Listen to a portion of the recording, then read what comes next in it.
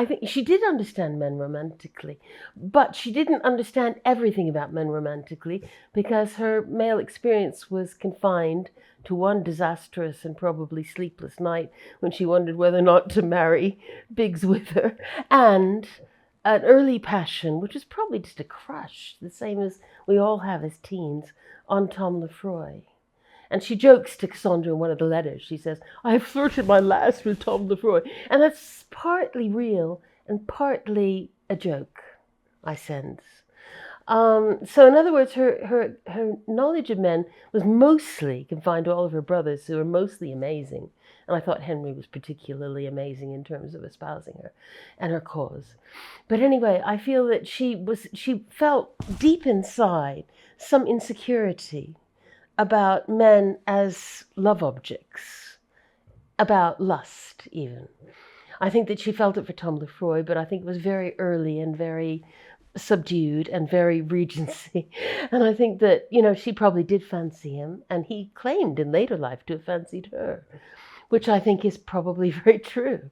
I think she was probably magnetic in her way without being beautiful.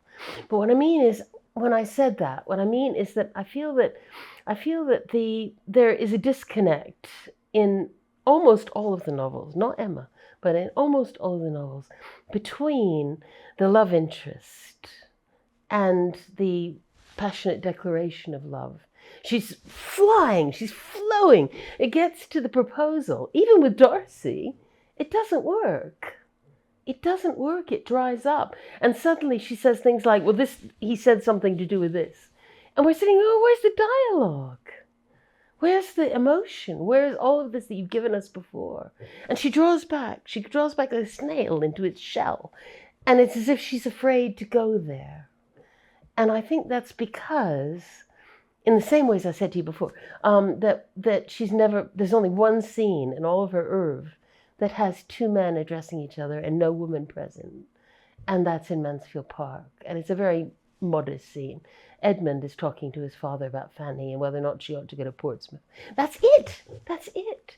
She felt in her heart of hearts, I'm convinced, that she didn't really understand how men spoke to each other when women weren't there.